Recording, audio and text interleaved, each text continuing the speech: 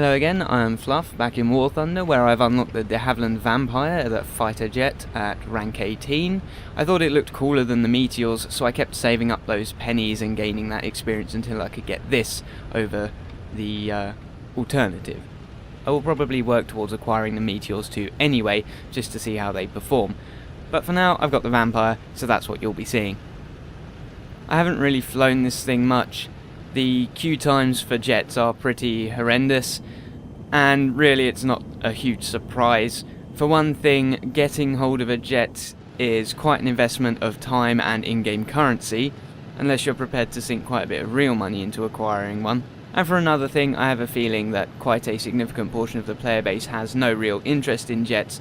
They're here for the World War II props, all of those classics that you know and love, if you're a fan of World War II aviation.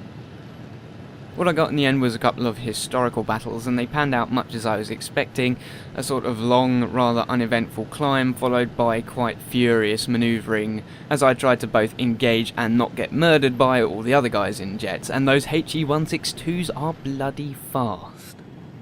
As far as how the Vampire handles in relation to the other jets, I have absolutely no basis for comparison. I have a little bit of observation from the matches I have played, where I found that I don't think the Vampire climbs quite as quickly as some of the other jets. The Meteors were leaving me behind, but that might also be partially down to upgrades. Those other jet fighters may well have been quite upgraded. I was flying the completely stock Vampire, so it wasn't performing at standard.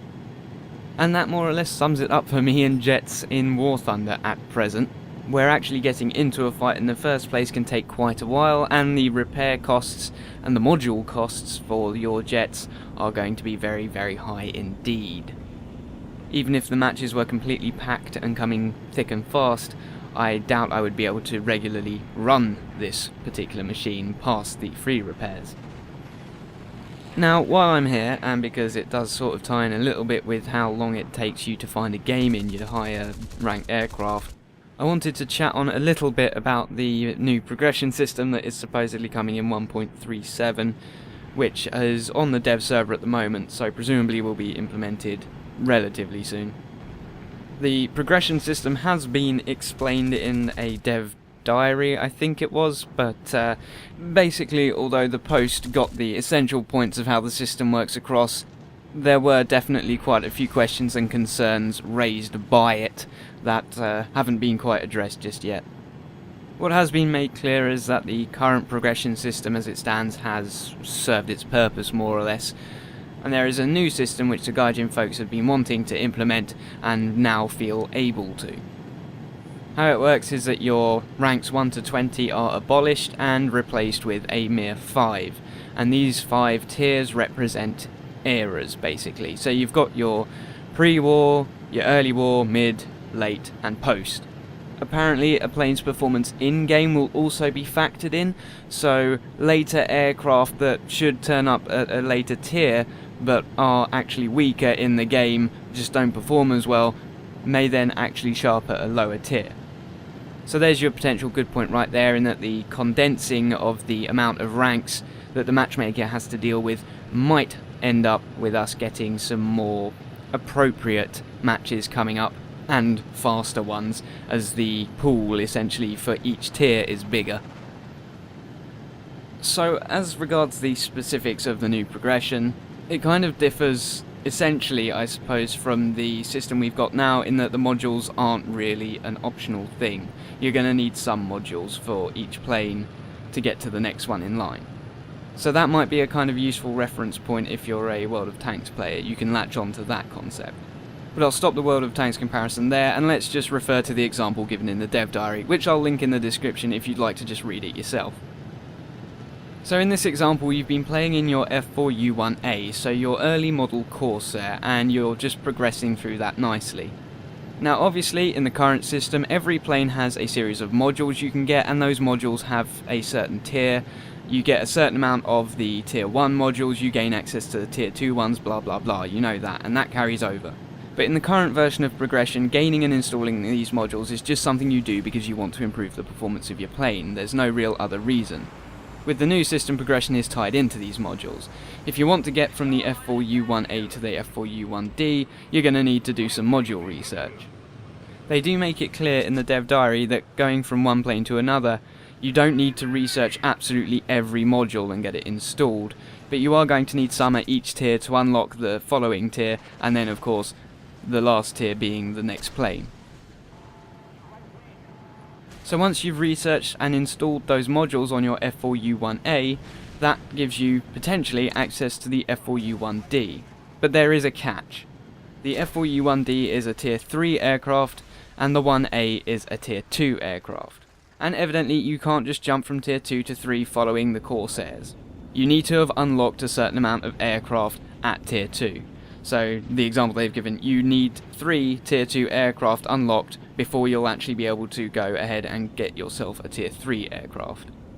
An issue with gaps in the tech tree might occur to you at this point, but just hold that thought and I'll come back to it. So if you have your 3 tier 2 aircraft unlocked, and you've got the relevant amount of modules for your F4U1A unlocked, then you have access to the F4U1D. Of course, you are going to have to pay the research price for that new plane. And that marks the entirety of the progression system, evidently. It's just a case of, to progress down a particular plane line, you need to be researching the plane modules, and to continue through tiers, you're going to have a certain amount of planes at each tier. I said hold that thought in regard to the gaps in the tech tree, and I think it is a fair criticism. It is going to suck absolute arse if you're going down a particular plane line that you really like, and then you just have to do random planes that have no real relevance to you, other than the fact that they will unlock the next tier because there aren't enough planes in the line you're following. It's something I'm fairly confident assuming will be relieved as more and more planes come in, but that doesn't really help us in the interim, does it? I've also heard concerns about where there are incomplete or otherwise problematic flight models, and yes, again, that's going to suck if you happen to be going down a line and there's, say, a stack of 3 planes that all have this issue with a flight model.